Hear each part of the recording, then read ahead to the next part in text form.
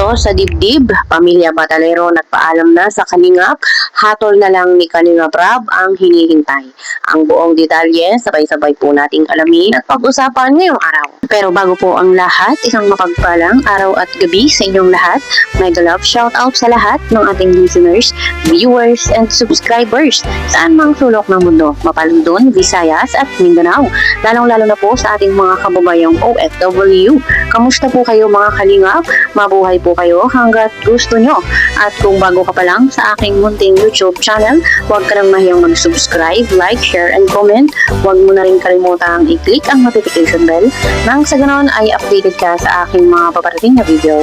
At syempre, patuloy po natin suportahan sina Kalingap Rab at ang ating ama ng Kalingap, ang nag-iisang founder, si Kuya Val Santos Matubang. Kung maaari po ay no skip ads nang sa ganon ay mas marami pa tayong malingap na nangangailangan at konting paunawa po kung maaari ay tapusin niyo muna ang kabuuang video nang sa ganon ay akma ang inyong mga komento. May sakit.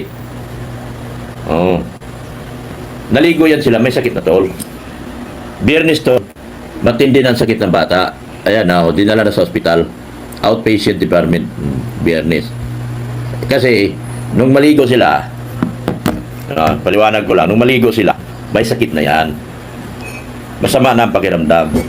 Siyempre, dahil sa respeto, kailangan lang may vlog yung anniversary ng batch 1. Nakikiligo din. Ayun, paglabas, pag-uwi,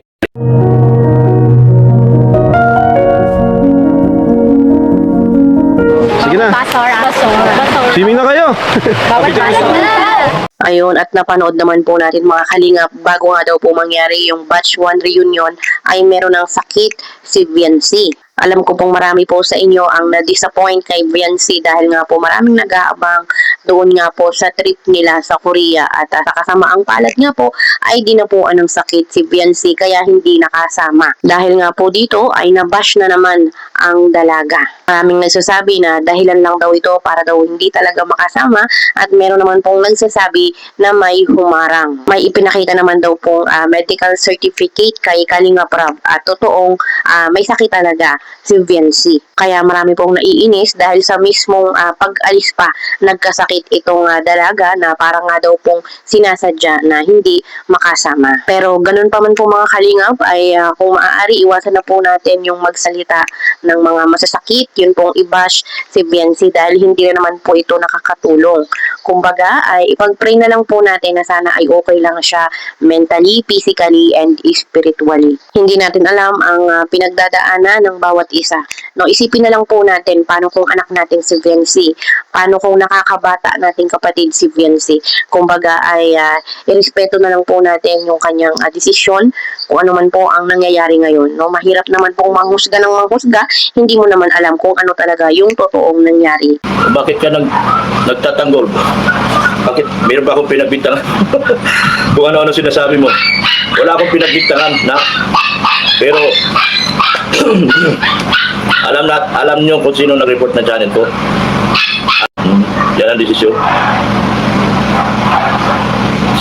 Si Marie ay nagpaalam na rin. Ang pamilya ay nagpaalam na rin. Sagot na lang nila ang inaantay. Nagpaalam na rin. Dahil ayaw na nila sa gulo. Bakit ka nagtatanggol? Bakit? Meron ba akong pinagbintangan? Kung ano-ano sinasabi mo. Wala akong pinagbintangan na. Pero, alam nyo kung sino nag-report na channel ko. Ayun, narinig naman po natin mga Kalingap na nagpaalam na nga daw po ang Pamilya Batalero sa Kalingap kay na Kalingap Rab at iniintay na lamang kung ano nga po yung hatol o desisyon nila. At kung totoo man po mga Kalingap ang sinasabi ni Dr. Love ay napakasakit po nito sa dibdib dahil wala na po si Viancy na ating susuportahan, wala na si Viancy na minahal ng lahat.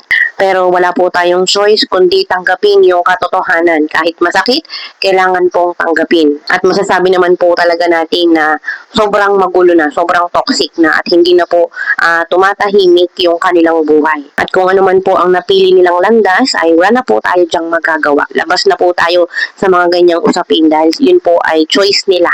Kumbaga ay tayo po ay nakasuporta lamang at syempre kung ano man po ang desisyon nila kailangan po nating irespeto at igalang. Siguro ito na po yung tamang panahon para sila ay pumili ng ikakatahimik at ikasasaya ng kanilang buhay. Huwag na lang po tayong manghusga. Isipin na lang po natin paano po kung kayo yung nasa sitwasyon nila. I-try nyo po, isipin nyo kunwari, kayo po yung nakasuot ng sapatos nila. At iba na naman ang pinapalabas ng mga demonyo na nasa kabilang kampo na tayo daw nagsasabi na walang sakit yung dalaga. Pambira kayo, ang sarap yung ganyanin ng nguso nyo. Dahil nanggagaling din sa inyo na walang sakit.